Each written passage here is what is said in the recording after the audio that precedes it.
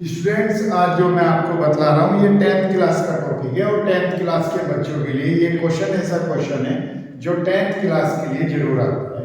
क्या चीज आती है कि आवर्त, वर्ग और उपवर्ग, ये तीन चीज होती है।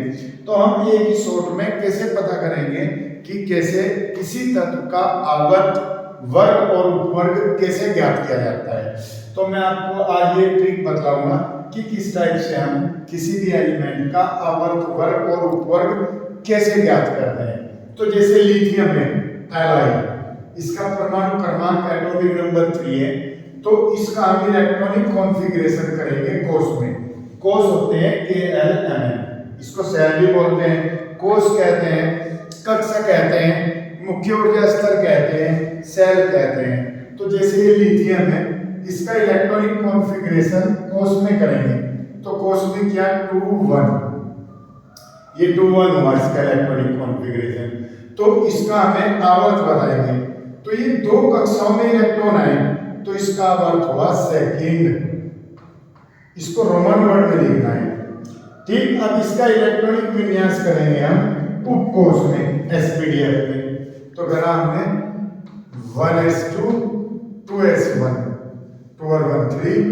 तो यह s ऑर्बिटल में, s ऑर्बिटल है हमारा जो ये रहा s, ठीक है। तो इस पर 1 इलेक्ट्रॉन है, तो 1 इलेक्ट्रॉन यानी कि s का पहला, तो ये हो गया फर्स्ट ए।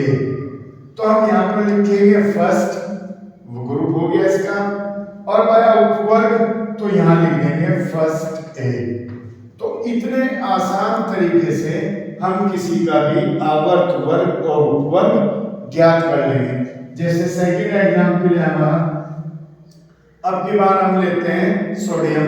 तो सोडियम का एटॉमिक नंबर होता है 11, इसका इलेक्ट्रॉनिक कॉन्फ़िगरेशन करते हैं 2 8 1। तो ये तीन कक्षाओं में आया तो इसका आवर्त हो गया 3, ठीक है नहीं। अब इलेक्ट्रॉनिक कॉन्फ़िगरेशन करेंगे एसपीडीएफ में 11 का 1s2 2s2 2p6 3s1। तो लास्ट में आया 3s1, ठीक है नहीं। तो फिर 3s1, s का पहला क्या है हमारा, ये रहा s का पहला है फर्स्ट है। तो हम इसमें लिखेंगे, वर्ग में लिखेंगे फर्स्ट और उपवर्ग में लिखेंगे फर्स्ट ए। इसी टाइप से एक एग्जांपल और बताता हूं मैं आपको। जैसे ये है पोटेशियम, ठीक है नहीं, इसका क्या हमने इलेक्ट्रॉनिक कॉन्फ़िगरेशन 2 8 8 1। ये 4 सेल में है तो इसका आवर्त हुआ 4th। फिर हमने इसका एसपीडीएफ में इलेक्ट्रॉनिक कॉन्फ़िगरेशन किया 1s2 2s2 2p6 3s2 3p6 4s1, ठीक है नहीं। तो 4s1 ये रहा इसमें 4s1। तो s का फर्स्ट, तो फर्स्ट है तो फिर फर्स्ट वर्ग हुआ, और s का फर्स्ट उपवर्ग होता है फर्स्ट है।